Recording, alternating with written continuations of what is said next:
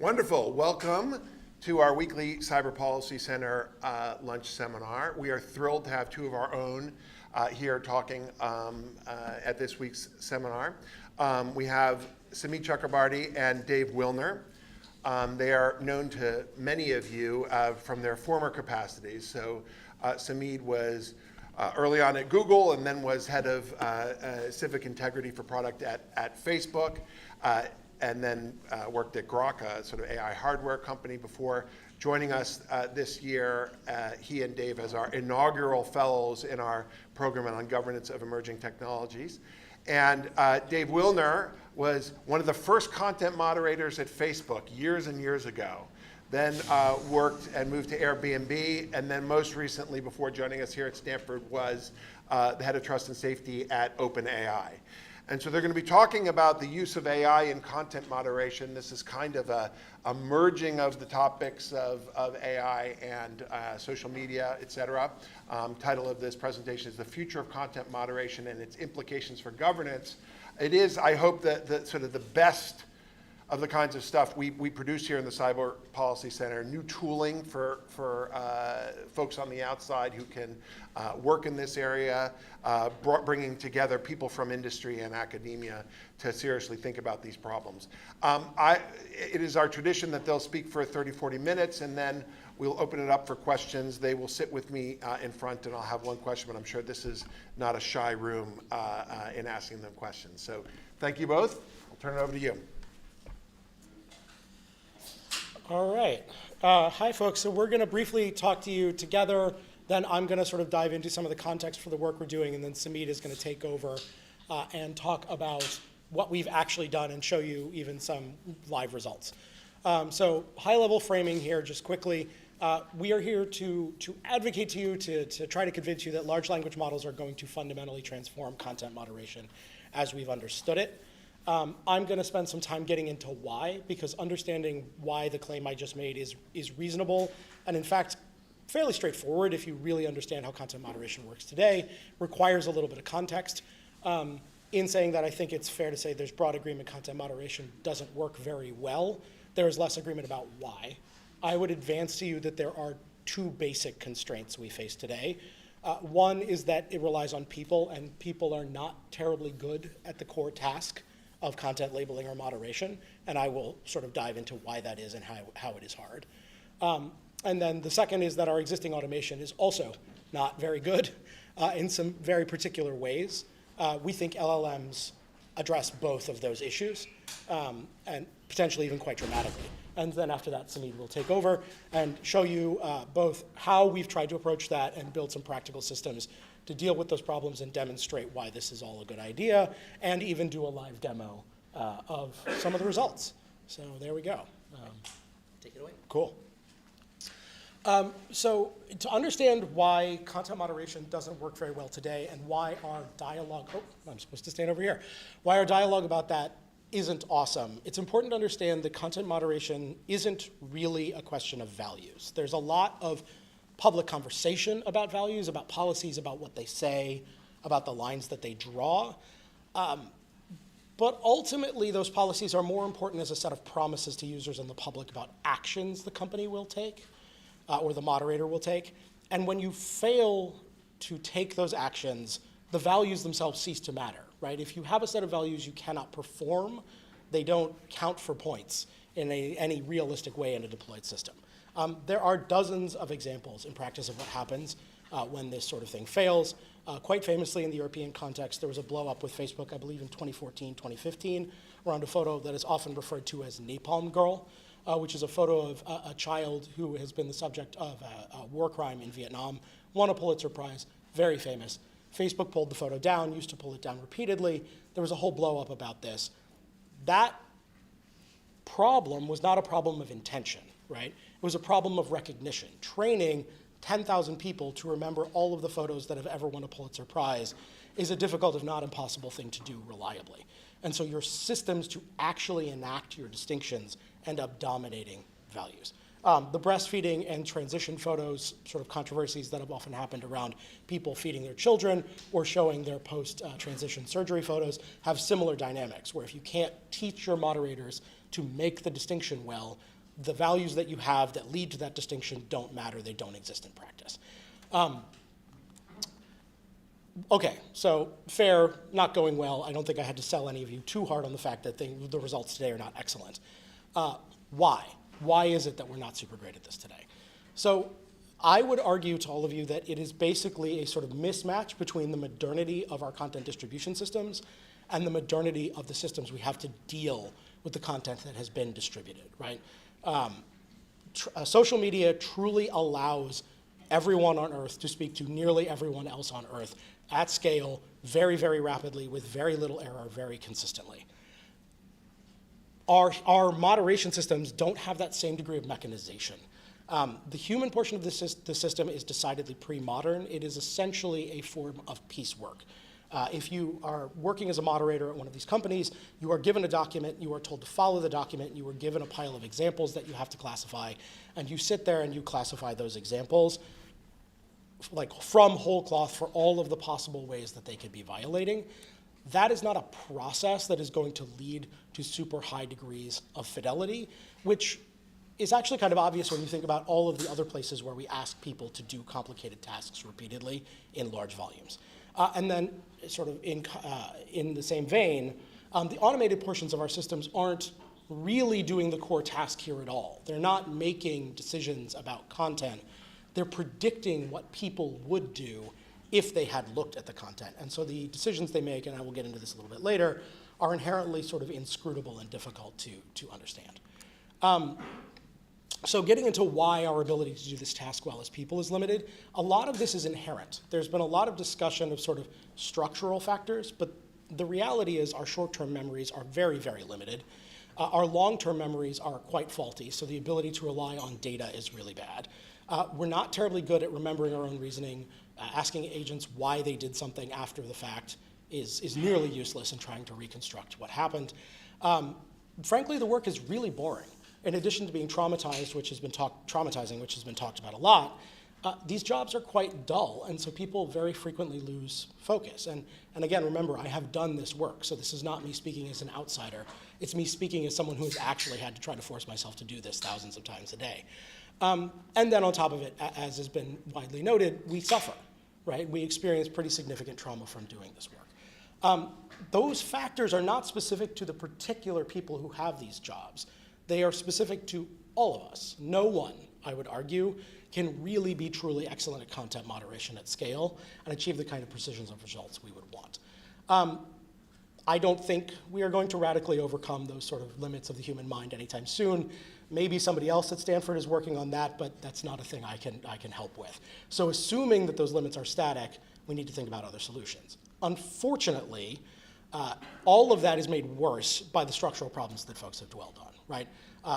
Content moderation at very large platforms requires millions of decisions to be made a day, and that scale shapes how the work is done. These are not well-paying jobs. Even the best paying versions of these jobs are not well-paying jobs.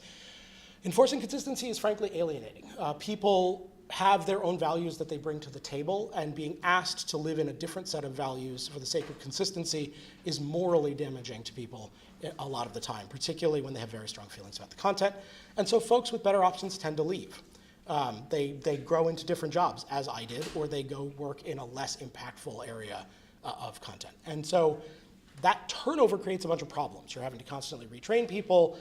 People don't accrue expertise because in many cases their average tenure in a job is less than a year.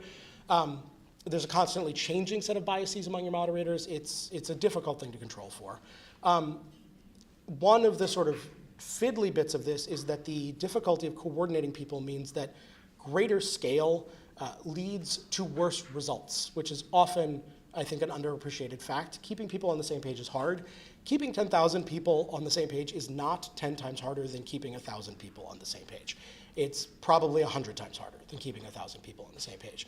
And so as these teams grow, as the sites that they moderate grow, and as our demand for speedy response and turnaround time grows, the systems actually become worse, or the human portions of the systems actually become worse. But unfortunately, our automation also doesn't do a very good job, our existing automation. Moderation, as I've described it to you at this industrial scale, is basically a language game. It's a form of sort of weaponized sentence diagramming. You are parsing a particular piece of content against a set of rules to decide an outcome. Our current automation does not actually try to play that game. It's not playing chess with you like a chess-playing computer. It is guessing who is going to win the chess game. It is predicting an outcome. That causes a few different problems. One, you need a lot of data to train that prediction algorithm, which means that updating and training those automations as they exist today are slow and cumbersome, even for the most well-resourced companies, and they're often impossible for much smaller companies. It also means, as I alluded to before, that the decisions these models make are inherently meaningless. If a model says that content is hate speech, a black box model says that content is hate speech, it's not really saying it's hate speech. It's saying it looks kind of similar in shape to content some people said was hate speech in its training data. And so if you ask why a given outcome was reached, there really is no answer other than like, seems similar to math, which is not terribly satisfying to people who are the subject of these decisions, which either for or against removing the content. Okay, so hopefully I've convinced you now that the status quo is not awesome. I doubt that took a lot of convincing, but the specific reasons why matter when we pivot to why LLMs have pretty significant advantages in this space if we use them properly. And when I say if we use them properly here, it's important to think about these models not as prediction machines or as knowledge containers, but as a system that can read, a mechanical system that can read. And that reading and analyzing ability means that we can provide the models with written policies, as Samidh will show you later, that they will then follow and act on.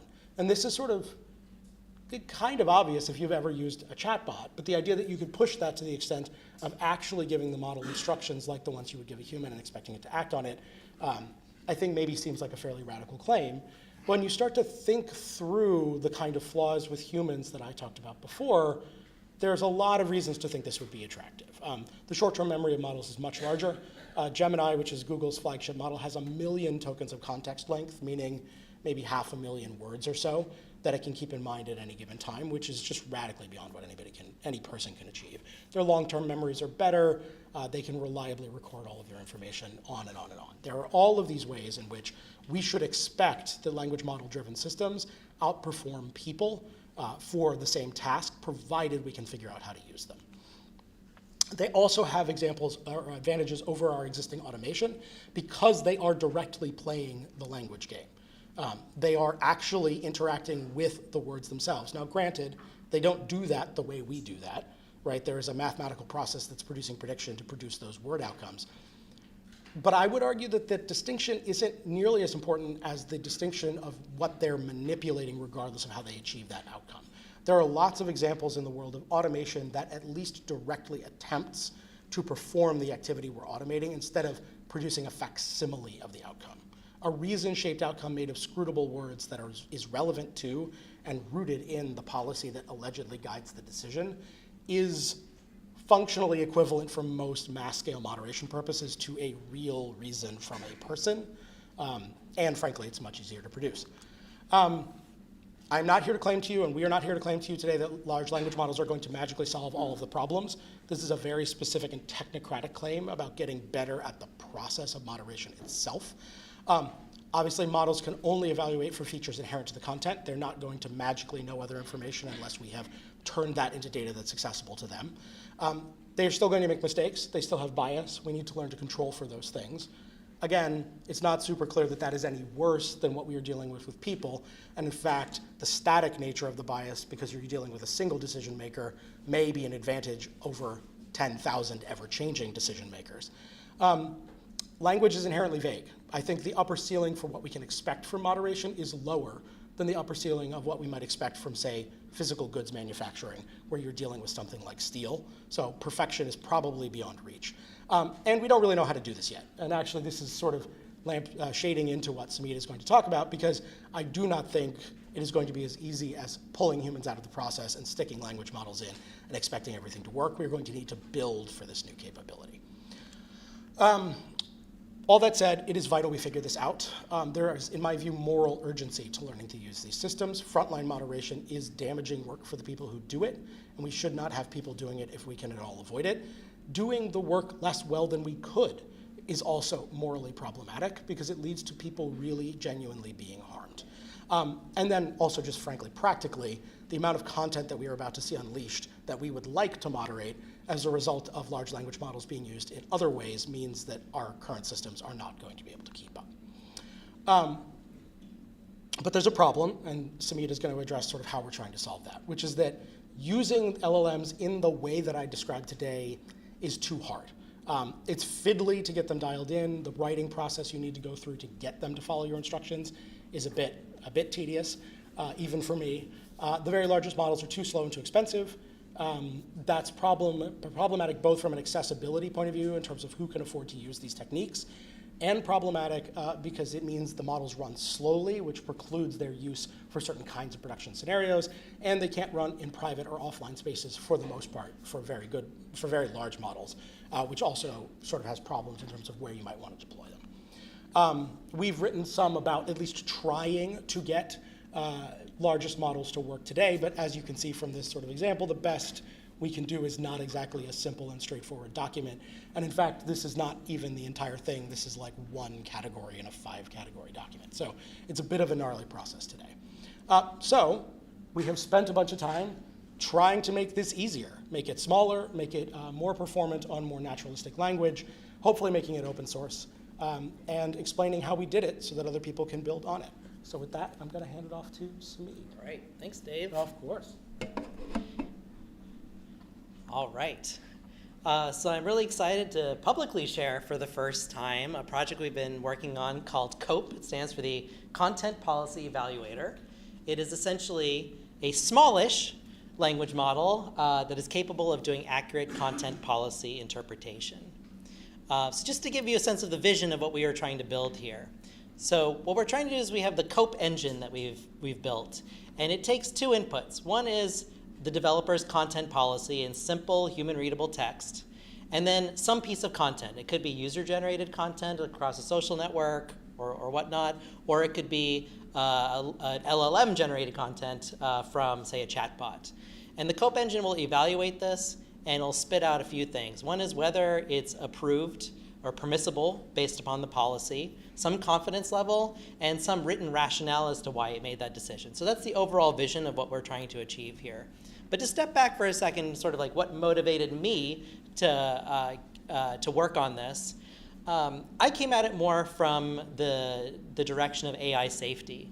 So I know a lot of developers of different AI technologies, and pretty much across the board, they're very well-intentioned, but to actually put safety measures into their systems, it's really quite difficult for them. And that's inherently because large language models are kind of unpredictable. They tend to act as if they're non-deterministic. And then there's just no great tools that can easily guarantee that a language model is operating in a safe way. There are some sort of upstream approaches like constitutional AI that some of you may know, but that for the moment requires a lot of expertise, although I think it's very promising in the long term as a design methodology. And then downstream approaches, essentially putting content filters or output filters, they have a lot of practical hurdles, which we'll get into in a second, and that Dave hinted at earlier. And so in practice, you find the developers aren't really putting any significant safety measures into their AI systems because there's also intense time to market pressures that they need to ship things. And so if we're looking at the output side, where you can draw inspiration from everything that social networks have learned about content moderation and try to apply it here. This is a little bit of a heat map into where they fall short. And so Perspective and Hive are 2 kind of purpose-built systems for doing content moderation in certain domains with a fixed policy. GPT-4, you're all familiar with. And then LlamaGuard came from Meta. It's a customization of their Llama system that's meant for content moderation. But if you sort of look across here, you can see it leaves a lot to be desired, especially in the mind of a developer who's trying to decide if they're going to use one of these things or not. And so the ones that I would sort of focus in on here is like the existing solutions. They tend not to be very cheap to run. So GPT-4, per time you run it, if you're trying to do this at scale moderation, millions of times an hour, good luck with that. Also, they do not tend to be policy agnostic, or another way of looking at it is they tend to not be very steerable. Most of the systems that are cheaper they have a fixed policy. So whatever policy they want, that's the only one you can use. You can't give your own policy. And the third thing, and this is an important dimension to it, is open source, because a lot of people, when they're integrating this kind of stuff into their systems, they want to have greater trust in what they're integrating in. And so those are sort of three things to focus on across this heat map. And so that sort of informed our key technical requirements for this project. We wanted to have high accuracy. In more technical terms, we wanted to get around a 90% F1 score, as well as 90% precision and recall on average across all the different domains. We wanted it to be steerable, which means it needs to maintain its accuracy even across multiple policies that may contradict each other. So you may have one policy that could label a piece of content one way, and a different policy that may label it a different way. I refer to these as contradictory policies. Also needs to be able to run ideally on a CPU. No GPU should be needed, because GPUs are in very short supply right now. And frankly, a lot of places that have GPU allotments, those companies don't want to put them towards safety work. And so we wanted to see if we can run on a CPU. And in practice, that means having a model that is less than 2 billion parameters is sort of what we were shooting for. You can compare it to GPT-4, which is rumored to be about 1.76 trillion parameters, but nobody outside OpenAI knows. I've tried asking Dave, but he refuses to tell me. So much smaller was what we're shooting for here, with a short inference time. And we wanted a long context length, so you could put a whole policy in at once and you don't have to do any sort of refactoring there.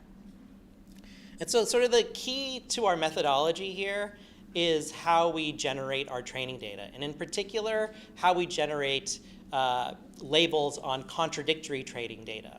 So this is an overview of sort of how our system works for generating that synthetic and contradictory training data. On the top left, we start with the seed policy that we write ourselves. It's very detailed. It has sort of like medium level, sort of how strict it is. And then we've created a series of mutators that can take that policy and they generate many other policies based upon that.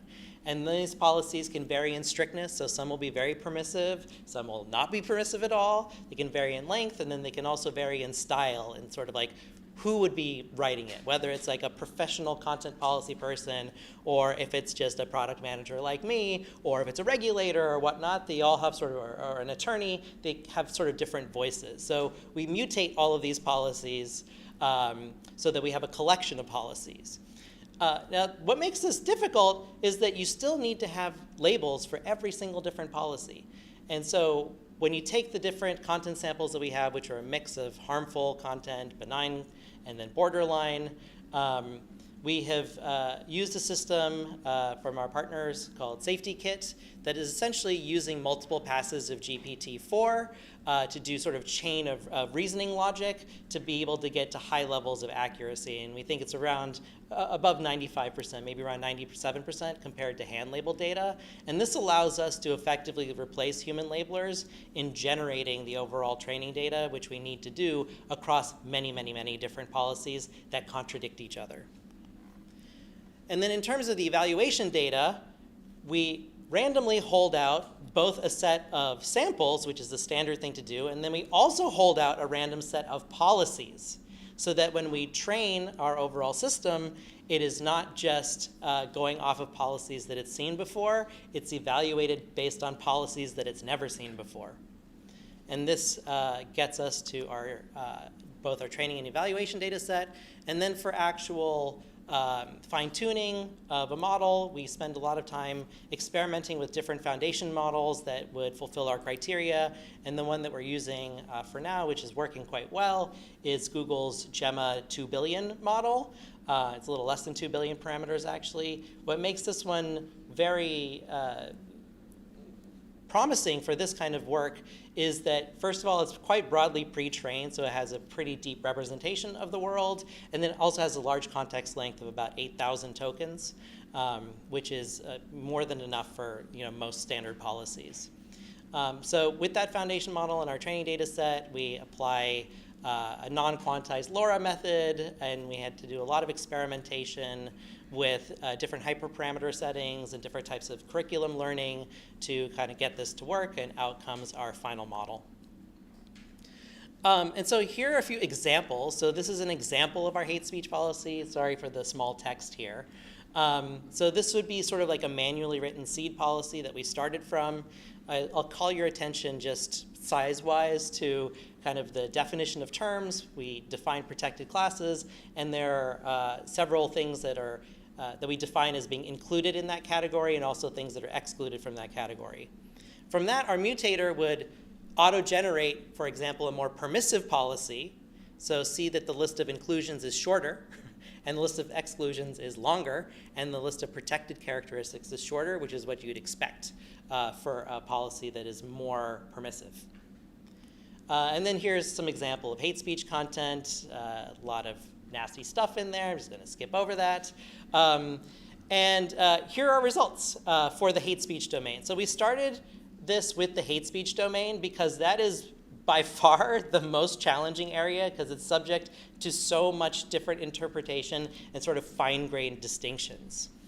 And so these are the results based upon, again, samples and policies that were unknown to COPE when it was evaluated, benchmarked across relative to other models. And so you can see here that we are able, well, you can't see anymore because these screens went out. But maybe from your memory, this is Dave's way of testing your short-term memory. Okay. You can see that we're sort of best in class relative to all these other models, including better than GPT-4, not to mention the fact that the number of parameters, so the size of our model, is a fraction of the other ones. So in summary, from a technical dimension, this is sort of how COPE stacks up against its goals. It does well in all the areas that we were hoping for. You know, right now we've concentrated more on the hate speech domain, but we're in the process of extending it to other areas. And so let's take a chance and do a live demo. In a minute. In a minute, yep, says Ben.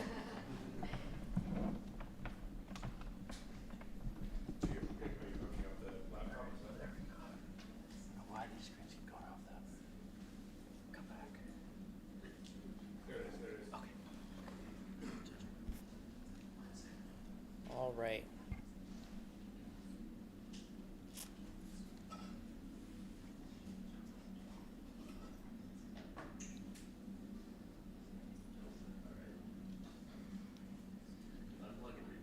Okay. Try again. The anticipation is killing you, isn't it? Okay. It's killing me too.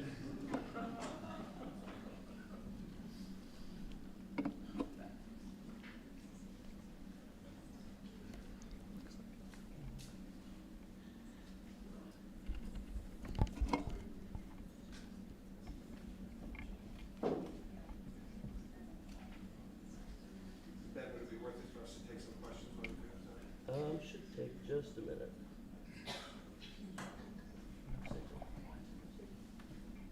Yeah, let's take some questions, Nate. Well, we can also just wrap up the slides. Yeah, with- yeah. Okay. Oh, you have the A few more, yeah.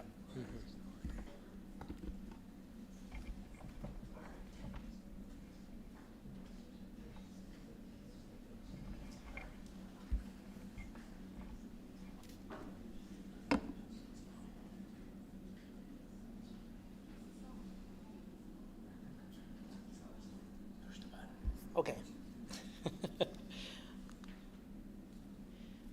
All right. So maybe we'll come back to the demo if we can get it on the screen. So there's still some challenges, some open research questions on the technical side, also on the policy creation side. One of the challenges, how do you actually synthesize a diverse set of styles, for example? And then we're also thinking more about responsible use of these kinds of models to make sure that if they were to fall into the wrong hands, that they couldn't be easily abused by, for example, more authoritarian regimes using them for censorship and surveillance. We can come back to that one in the Q&A. And so in terms of the overall release plan, so right now we're further improving our harm coverage across more domains. And we're doing that this spring. We plan on releasing our model complete with the weights this summer. If you use the QR code, you can sign up and join our beta test of that, both for the model and some of the policies that are used behind the scenes for it. And then, we also intend to release a set of compatible reference policies, so if people don't want to write their own, they can easily use those. And then we're also going to create an online repository where people can upload their own policy and essentially seed an ecosystem that you could sort of think of it as an app store for policies. You pick your policy and the COPE engine will run it. And more kind of long-term on our roadmap, we're going to move from kind of single labels right now to being able to do multi-labels, from binary classification to being able to have those decision rationales that I showed you, as well as multiple languages, moving beyond text, and continuing to improve on the latency side. And so it's kind of the broad picture here is like right now it's well suited for content moderation, but more broadly speaking, you can look at it as a tool for being able to do content labeling more broadly. And so just as a closing thought, and Dave, you want to come over here? If you look at the ability for content labeling large language models, what are they going to exactly enable in the world? We believe, and the reason we're working on this, we think they are going to have pretty broad societal implications. On the product design side, they should better enable things like decentralized as well as even more hyper-personalized social networks, for better or for worse. Just saying the changes that this will make possible. Because one of the hurdles there's been historically for being able to do more decentralized social networks is that the price of like starting up a content moderation apparatus is actually quite high. And so if you can reduce that, it should make decentralization more possible. It should also make possible more on-device and sort of edge content moderation. So imagine, Siri or your iPhone not just telling you that number that's calling you is a scam, but it's sort of assisting you during a call and telling you if you're being scammed through the call. So things like that will be possible, as well as being able to do things not in the downstream part of content moderation, but in the upstream part of actual AI system design, because these kinds of systems can be used to actually improve things like constitutional AI, which can hopefully shift the conversation from one around speech and content moderation to one around product design, which is something the discourse around social media, in my view, has quite lacked historically. There's also pretty significant implications of these systems for how we do content policy. The instant feedback you get from one of these systems compared to working with humans is genuinely revolutionary from a policy iteration point of view. Historically, you've had to sort of guess how your human labelers might interpret a policy, ship it out to them, and wait weeks to months to see whether or not it's working. That has completely changed, and it dramatically transforms our ability to sort of work on these policies. And in particular, it allows you to do things like actual empirical testing of which language produces results that better capture what you meant while receiving instant feedback in doing so, which is, I can't even describe how remarkable it is to experience as someone who's spent a lot of time working on these systems. It also means that your sort of base labeling system will respond immediately to changes in the content policies themselves, which is not true of human-based systems because the sort of rollout to large numbers of people is itself such a cumbersome process. So thinking even more broadly than that, and this is sort of the concluding thought that we'll leave you with, is that this could potentially have huge impacts on governance and also how regulators look at this space.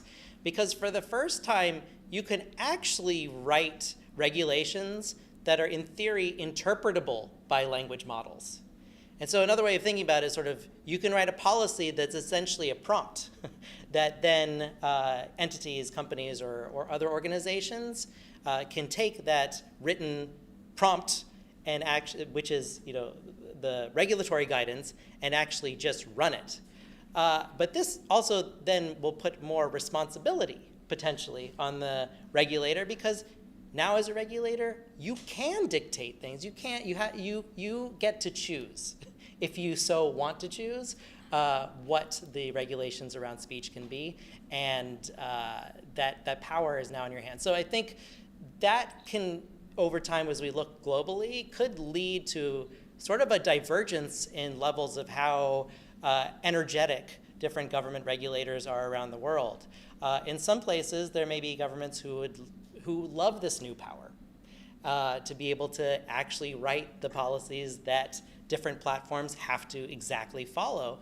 And then in other places, it's certain to kind of get mired in the political process and will maybe allow existing platforms to step away from their responsibilities here because they say, why doesn't the government just decide?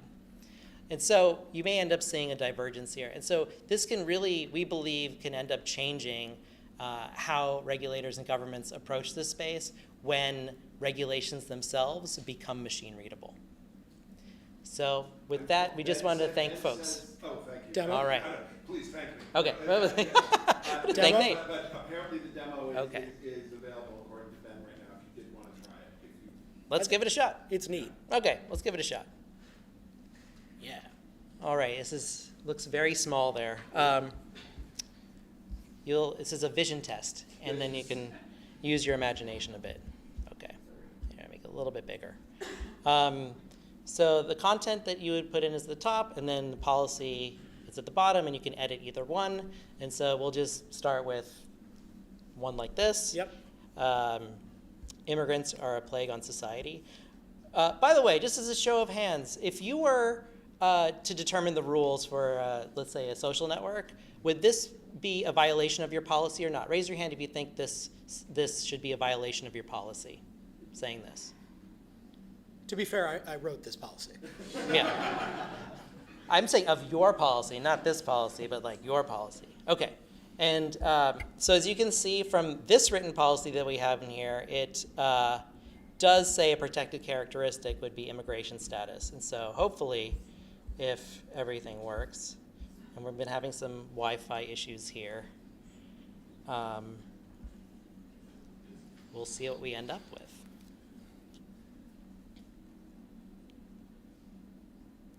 Okay, 1 means violating, and 0 means not violating. So that's indeed violating. But if we change the policy itself, so now you can see under protected characteristics, whoops, make that bigger. We don't have immigration status as a protected characteristic here. Same statement. So this is for those of you who did not raise your hand. You would want this policy rather than the other one. Well, there's some other changes in Okay. here you might not want. Okay. This is running in a dev environment, so it's a little slow. Okay, 0, not violating. Okay, so you can see that this policy, the COPE engine is now steerable, and you get to choose what you want the policy to be, and the COPE engine will follow that policy instantly. But we can also try something else. We can try to change the content to illustrate.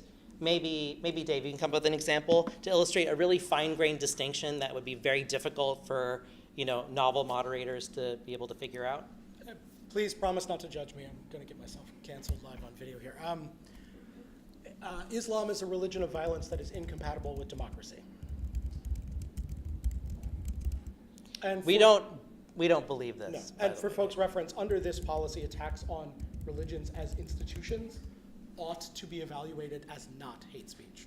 So this particular policy text attempts to make a distinction between religions as ideas and beliefs and their adherents as groups of people. So we should expect this not to be a violation. And this is an example of why hate speech is a very fiendishly difficult area to write policies, because of fine-grained distinctions like this. Okay.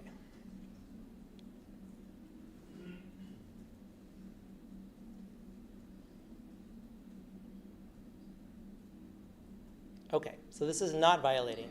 But now let's make that distinction. So between Islam as an institution, okay, Muslims are religiously violent and incompatible with democracy.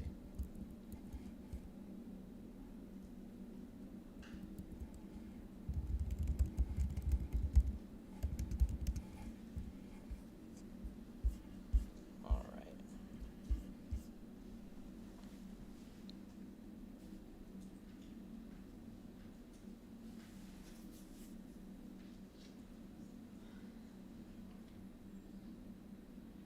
All right, this one's violating. So you can see that the COPE engine is capable of making very fine-grained distinctions as well as steerable into the policy that you give it. So that's our demo, and we can move on to Q&A.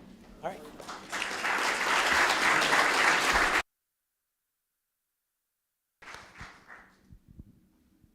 Why don't you two sit here? We'll open up for questions. Those of you who are online, I've already started to get some questions. Put it into the Q&A section of Zoom. Let me just start with a kind of level setting question that you touched on, but for those who are uninitiated, we know that there's a lot of AI that's already being used in social networks. Why is this so different? Because there's so much filtering that goes on the front end. What is the sort of leap really here between the use of AI currently in content moderation and then what you all are sort of trotting out? Yeah, so AI is currently heavily used in automated content moderation. It's not large language models that are behind that AI, but more traditional forms of machine learning. And the distinction here is actually to train a single machine learning model on any particular harm area requires a lot of work. I've had to do this myself in teams that I've managed before. And so any sort of, for example, any sort of change that you may want to make to your policy, which happens every day as you see sort of new examples, you have to go through and sort of retrain everything and reevaluate it. And so it's a very kind of slow, expensive, and cumbersome process. And it's not especially steerable unless you kind of retrain your whole system. And so it's really out of the realm of, it's out of the reach of most people who are not giant platforms. And so I'd say that's the major distinction, is that this kind of thing is going to be a lot more responsive, as well as being able to provide rationales and explanations for its judgments. Yeah, the kinds of models Samidh is talking about are not actually trained on the policy text at all. They are trained on the results of people labeling content against that policy text. Mm-hmm. So it is cumbersome in all the ways that Samidh talked about, but it's also sort of one level more abstracted from the policy document, which is part of what causes those problems, but also gives that sort of meaninglessness to the decisions that I was alluding to earlier. So given that this is cheaper and maybe more reliable, why aren't the firms doing something like this already? It's not easy to make this work. We've been at it for 9 months, and we have very significant domain experience in this. So it's actually a pretty complicated thing, and it's a little bit of an art to be able to get a single model to be able to understand contradictory policies. And so that's why if you kind of kick the tires on most of the existing systems that are out there, they have a heavy bias towards whatever single policy that they were trained on. And most organizations, they don't need to train it across multiple policies because all they care about is their own policy. And if you're trying to train across multiple policies, that just explodes your costs. So you saw all the different kind of mutations we have of policies across different dimensions, size, strictness, voice, et cetera. That is a significant cost. So most people who have the resources to be able to, and the expertise to be able to do this, wouldn't, because they really only sort of care about their own policy. But by essentially pre-training a policy interpreter, it should make this a lot more accessible to people who are not as well resourced. The other thing I'd say is, I don't think it's true that other firms are not working on this. There are startups that are kinds of things. One of them, SafetyKit, we actually use to help make the training data. And there are, I believe, internal projects at other companies that they're not fully publicly talking about that are thinking along similar lines from talking to folks. The other thing I'd say is that if you are one of the companies that has these very large language models, you can kind of skip the constraint and just use a very big model, which is already smart enough to do this without special training, and just light a bunch of money on fire and do some of what we're doing without the special purposing. The design constraint of having to not only be open source, but be incredibly small sort of, I think, forced us to innovate here in a way that produced some pretty remarkable results. I want to open up for questions, so anyone in the audience here, but I want to just a clarifying question. So when you talk about contradictory policies, I want to make sure people understand what you're talking about here. You're talking about policies where the particular content will pass one, you say, will pass the hate speech rule, but not the incitement rule or something like that, or how do you want to? It would be, actually, we showed an example of this. So the one about immigrants, right? There was one policy that was violating for, and there was a different policy that it was not violating for. Right. And so you could say that these two policies, they contradict each other. Great. Let me open up for questions. Did we have one over here? Thank you. For Dave, from your initial presentation, seems that you assume the word is just one, without keeping in consideration the different users, their political and social context. So I wonder if it has ever been considered to treat users differently based on who they are, where they are. And also for Samidh, I wonder if COPE will work equally well in English to other language, or there will be this limitation. Thank you. That last point is when we also got on Zoom about using this in other languages, yeah. I would say that content moderation today at scale largely also makes the same assumption you're pointing to because of the cumbersomeness of sub-differentiating by region. So if anything, these sort of approaches, I think, will make regional differentiation in policy more possible. Right now, that is often very hard to do in practice because the sorting mechanisms we have to move content into by region or by language are themselves somewhat imperfect. And so where and how you draw those lines and how you teach people multiple different policies for different contexts, if you're using the same set of moderators, or segregate things that need those different contexts to different sets of differently trained moderators gets like extremely logistically complicated in a way that people just tend to not try to do it at all but the most large-scale operations. If anything, I think this will change the possibilities there. And on the language front, yeah, we just started with English because we didn't know whether we would actually even be able to succeed in this, and we needed to be able to understand it. But there's no reason to believe why this couldn't extend to other languages, and in fact, that's part of the longer-term roadmap. And I would imagine that as we add other languages on top, we can start from the existing model as the base, and it should make it easier to add other languages because essentially we're just training a model that does very good kind of rule following and that is kind of translingual. Joanna. Hey, thank you so much. 2 questions. You said you're going to open source it and release it. These models can obviously be very attractive to bad actors as well, right? To regimes that are not necessarily democratic. So that's one question. You get the question. And then the second one, it's actually a question that Michal made me think of. Could we rerun the model? If not, it's fine. Just changing the punctuation, like you keep the policies and you put a question mark to see on the example, yeah. But would that shut down the debate? For example, if the intention was to put out a question on immigrants, that would create a debate underneath it that would, if someone said yes, how do you, but the intention was genuine or the intention was malicious? So the mid-range sort of moderate policy that we started with actually has specific factors to account for both replying to and pushing back on hateful language, as well as quoting someone else's hateful language in an explanatory mode. Those are harder distinctions to make, but it does do a fairly good job of those kind of distinctions. This stuff is still very much imperfect, right? We got to 85%, not 99%. But it is capable of understanding that level of nuance. That said, particularly for very short snippets of text where there's multiple equally valid interpretations, the system does struggle, but so do people, because the reality is there isn't a right answer for some kinds of very short text chunks.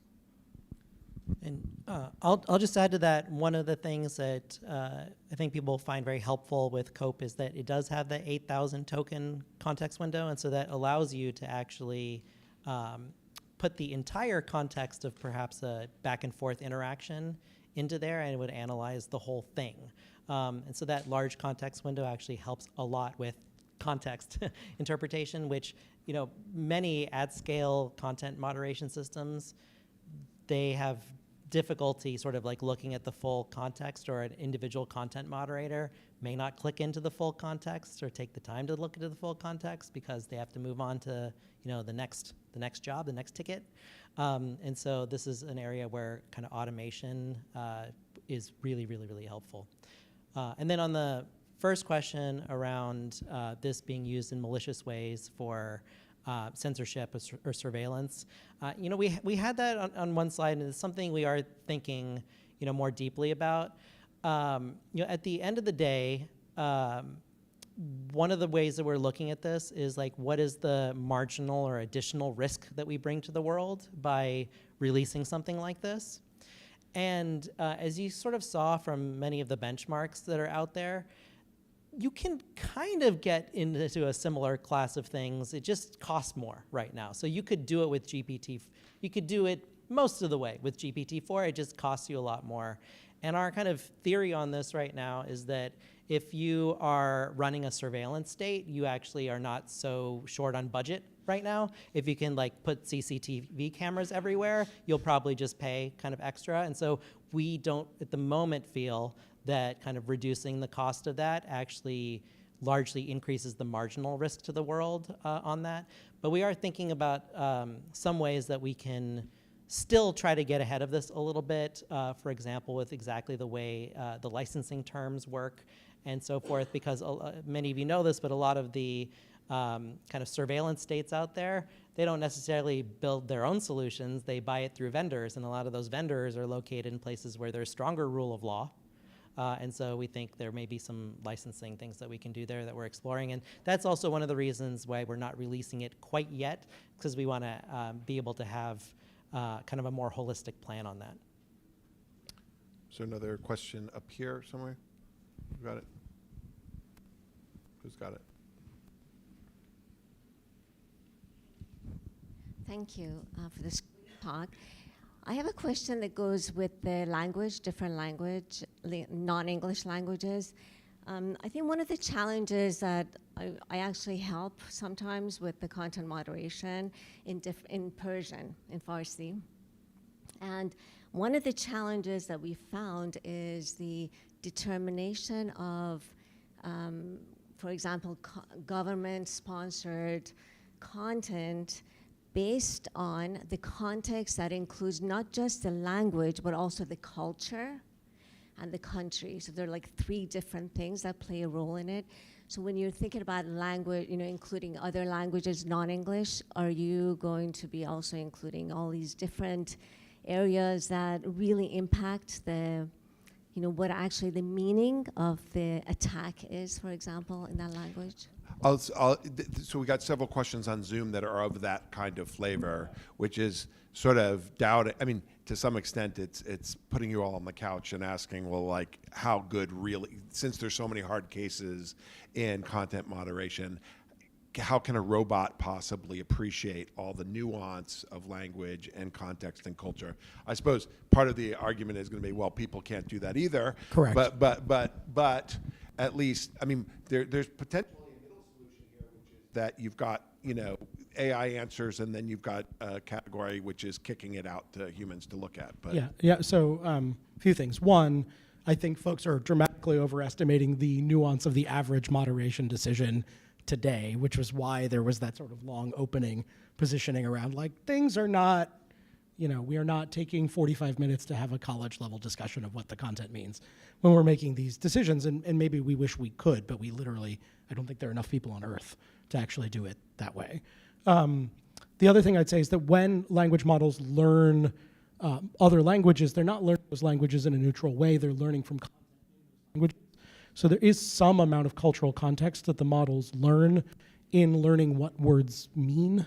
And you actually see this in some interesting problematic ways in very large models where ask some of the largest language models whether Taiwan is a country in English and Chinese, and you will get different answers from the same model. And sort of controllability of that is not fully understood, but there is some amount of cultural learning that happens anyway. The other thing I'd say is I think there is, from a system design point of view, hope for things like sort of providing resources to the model or databases to the model that it can generate against to allow it to know things where you're giving it specific facts. You will then have to keep those databases up to date, but the same thing is true if you were trying to teach 1,000 people all be on the same page about cultural nuance. So it's not going to be perfect. It is going to be a process of designing how to use this new capability. But I do think a lot of those challenges can be approached. And frankly, if we're right, the additional time that this buys the humans who are still involved makes things like deeper examination less impractical to do. So it's not, as Nate said, an either or. Great. Next. Oh, or why don't we, you've got the mic, we'll go right there, and then we'll go right over here. Last two questions, yeah. I think you hold it down, yeah. All right. Yeah. Thank you. So, contradictory policies, you set up the parameters to make sure that, for example, hate speech or violence speech are avoided. On the other side, we have a very important contradictory principle, which is the freedom of speech, expression, thoughts. Is there a way to sort of preserve also the freedom of speech while ensuring that there's no violence speech in the tools? I know it's the same question we could pose to social media managers, but yeah, it's very important while we are creating this AI infrastructure and safety and trust rules.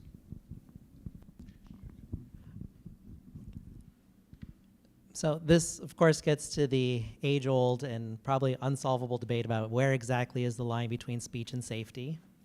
And you know, one of the design principles and really what motivated a lot of this project is that we, as the creators of this, we don't want to set those rules. We want whoever's using it to be able to use and set their own rules.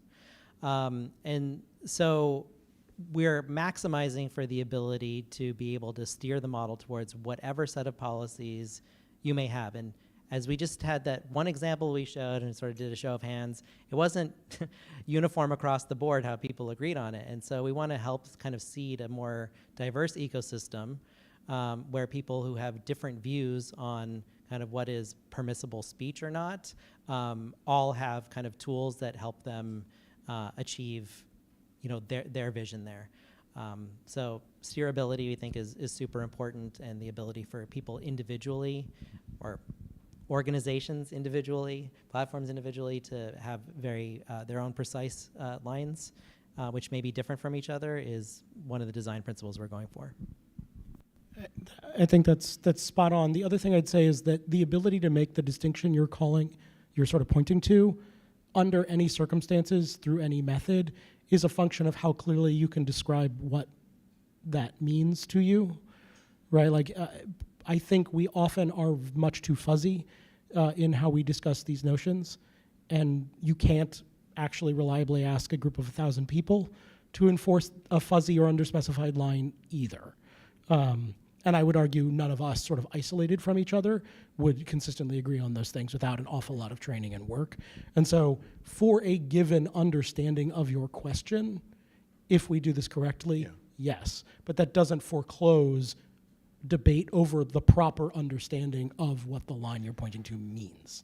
Can I also say one, as the mic moves over here, that one of the things that excites me about this project is, particularly if we start thinking the future of social media might be more decentralized and there might be more options and empowering of users and communities, you're going to need some kind of technology like this to allow the diversity of content policies in different sort of locations on these networks, so that if there's nothing a priori about their approach that says it's going to be restrictive of speech. You have to just decide as to whether that's the policy that you want. It could be like, you know, all hate speech is allowed kind of policy. You feed that in the model, and hopefully then, contra what would happen with humans, that it'll have greater fidelity to the outcomes. Of course, and we're getting lots of questions online about, you know, how would you deal with this conflict, you know, where there's all these judgment calls, and there, you know, some of these things are inherently, if you have to derive the meaning of something, given some larger context, there's going to be disagreement on it, but that disagreement will be with humans as well. Yes, thank you. Thank you, Samidh and Dave, for your presentation. You mentioned that scope is limited for the moment in speech, and you have plans a long time to bring in some multimedia material as well. So I'm taking the opportunity, since I'm having two experts here, to explain me the challenges of incorporating deep fakes or artificial intelligence generated videos that are coming in the near future, which are problems, and possibly it would be a boon to have an application, a model like that could combat them. This is my first question. My second question has to do with the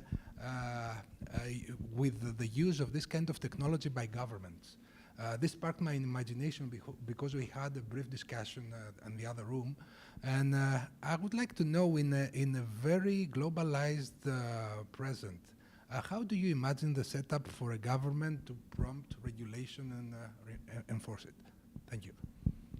So on the sort of deepfakes and multimodal question, it's just a question of it being computationally harder to train models. The models that sort of can cope with images and text well are generally sort of larger and more expensive models. And in the sort of same vein as we're starting with English, we're starting with text because we're trying to reduce the number of variables here. But there are things you could conceivably do to sort of cobble together multiple passes of a model.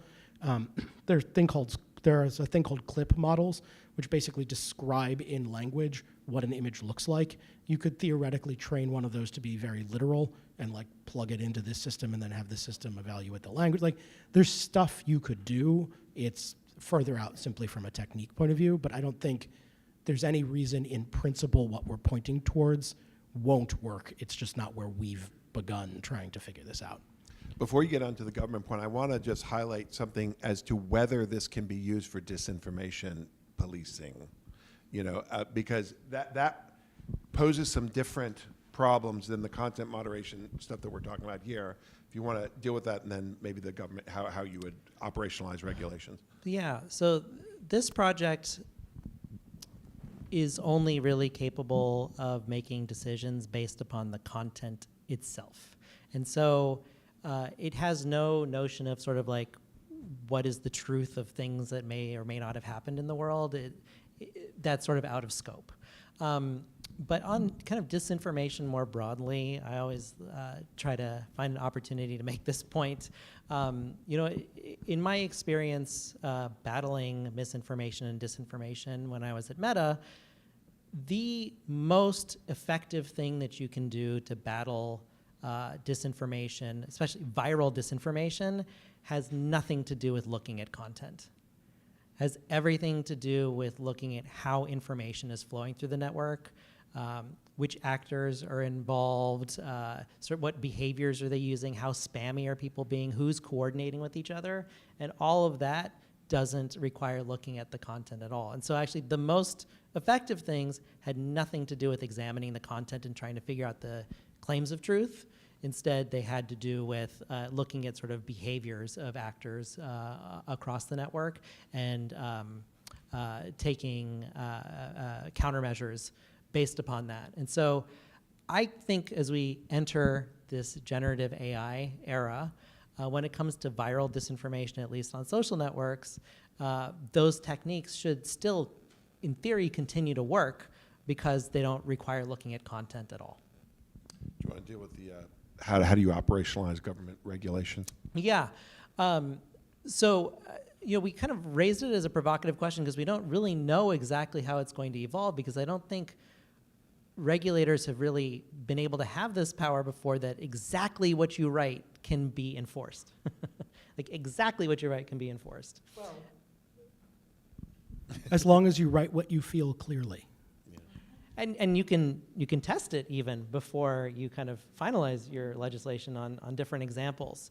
And so I don't have a great answer to your question, because it's really difficult to see how exactly this will evolve. There's a lot of different scenarios. But one thing that it does further make possible is maybe an acceleration of the splinternet, as it were, as each individual country, each individual region can actually write their own policy and hand it to a platform and say, I want you to enforce this. It's not really feasible today because as Dave described, it takes a lot of work to kind of create a whole content moderation apparatus.